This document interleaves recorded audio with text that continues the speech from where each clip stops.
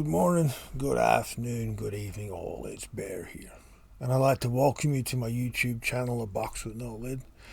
A channel I'm creating not only to just bring awareness to the lived realities of complex trauma, but also to delve in ways of advocating for change and to delve into real ways of supporting yourself for a better quality of life and ultimately healing. Now in today's video, this one's going to get a little hard or a little messy in the telling because it covers many facets of how society does things. And what I'm talking about are the statements that brush off so much lived challenges and experiences. You know, we all come across them. You know, I mentioned one in the last video, that children are resilient. With adoption, it's, into your forever home. And there's all these, I don't want to go into them because I'm aware of the triggering nature of these statements particularly.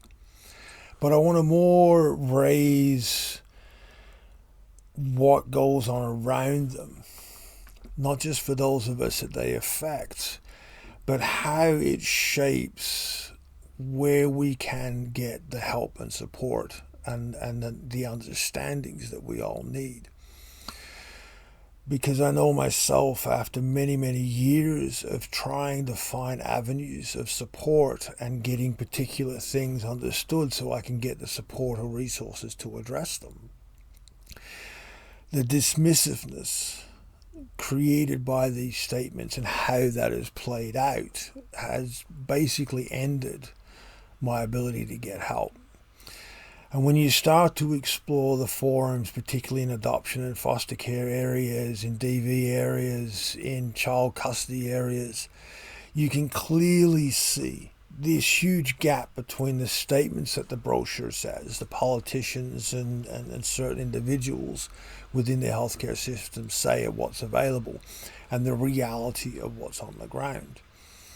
And this is an extremely important thing around healing from trauma, because every single person that's gone through trauma, we are going to need some of these resources.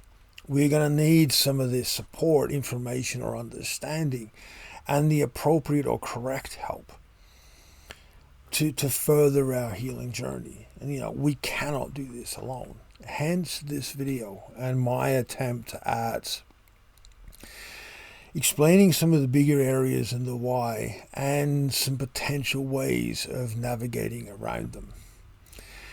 Now, with one, as I said, I mentioned in the previous video, the resilience of children.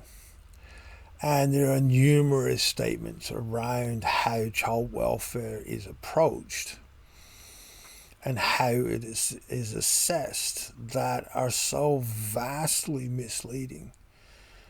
And the harm that they do is almost unmeasurable because of the longevity of what it creates.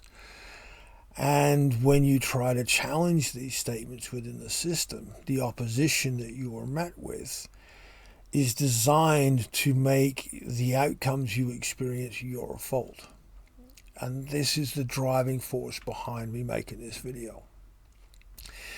Is whenever the system fails to provide, or whenever the system doesn't live up to what it's stated, it always plays out that the person making the complaint or making the comment, it's their fault it didn't happen.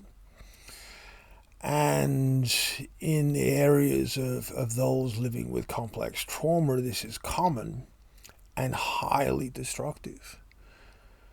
There is a reason why the suicidality of certain sectors and demographics is so high.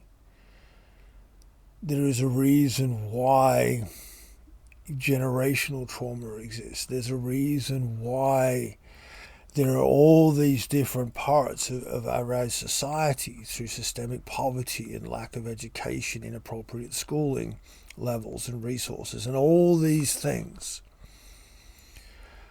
that get justified, there is the unbelievable amount of pressure put on counsellors to resolve everything. And I mean no disrespect to counsellors in any way, shape, or form, but counsellors are not equipped to deal with what complex trauma presents. And I'm sorry, as I said, I don't want to offend, but it's because society doesn't give you the resources. A counsellor cannot prescribe. You don't have prescribing rights. You cannot adjust or amend a client's medication. You cannot recommend medical support or treatment. The client has to seek that themselves. And when you're dealing with, you cannot, doctors will not take your advice seriously. You're not allowed to write reports that are taken seriously. Insurance companies don't recognize or value your clinical views. And all these play a huge part in how we construct healing from trauma. How we can create, an ecology that is going to allow us to create, meaningful change. And the therapies and modalities that are available that do have these rights are so cost prohibitive to the majority of us that they become vastly irrelevant just due to that. Nobody can afford years of $400 a week and 2-year waiting lists.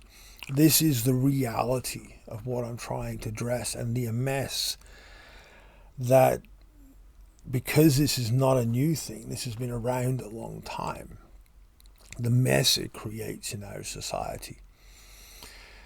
And the consequences in the previous videos, as I said, it creates a systemic level of inherited accountabilities.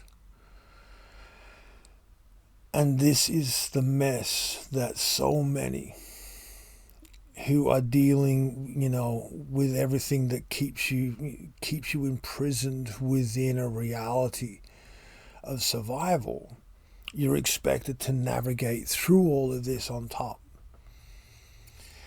Now, the dismissiveness of these statements, when the clinical evidence is there showing that what those statements say is wrong. When you look at anything about the resilience of children or the welfare of children, if you have a look at the adverse childhood experience studies, ACE studies, and the ACE testing scores and all these sorts of areas, there are thousands of studies that show the longitudinal aftermath of preverbal early childhood and childhood trauma. They clearly show the aftermath of bullying. They clearly show the aftermath of adoption and foster care. They clearly show the aftermath of everything you throw at a child to carry. Yes, you will see children playing, even though they've been through hell majority of the time. But that's because of their ability to dissociate to survive. And for the majority of children, we're biologically designed that way. And all these things get repressed and buried, and they just come up later in life. So when you have a look at these studies and you start to read through what they create in our society, you can clearly see that these statements that dismiss are not helpful at all. Now to how we can start to work with this stuff. Now, doing the ACE test, you can find it online. There's a simple series of questions that give you a rating. That can help your doctor, get some avenues of support. But finding a good herbalist or naturopath to advise you on supplements, to advise you on herbs. I'm not talking about taking a bunch of stuff out of jars or bottles. I'm talking about the herbs that we used that our ancestors used in cooking, in food prep, in supporting our skin, in supporting our hair and scalp when we're dealing with psoriasis, when we're dealing with all these physical ailments that come from being in a heightened hypervigilant state for so many years. Herbs that can support digestive and going to the bathroom properly, and all these different areas that you can grow yourself that are within the reach of all of us. Try to stick with your genetic ancestry when you start looking at these herbs, because I know in a lot of Western world there's a massive push towards a lot of Asian medicines, and Asian medicines are brilliant. But a lot of them, the West and our genes don't know what to do with them. Our physiology doesn't know what to do with them, because they're not geared for our system. One of the things when you start to look at herbal medicines, and the reason that there's a lot of opposition to them, is when you look at the older cultures, their diet, their daily diet revolves around, there's the mycelium, there's the fungus, and all the different ingredients that they get from the ground that gives their body the instructions to know what to do with these herbal medicines that are growing within their area. In our Western society, where we go to a store, we could purchase something that doesn't grow in our country of origin, that grows on the other side of the world. And our body doesn't necessarily have the instructions to be able to know what to do with it. Now, with some herbal medicines, you can take other things with it, other herbs with it, to give your body those instructions. And that's where a good herbalist comes in very, very handy, because they know this stuff. They can refer you to books to read. I'm not saying to pay them to give you prescriptions. I'm talking about learning this stuff. The way the grandmas did stuff a long time ago saved their people, and we need to get back to that. And that's how we can start to work within a system that's geared against us. Because in reality, these statements that have been made are there to dismiss what the system and the society doesn't want to address, because they can't.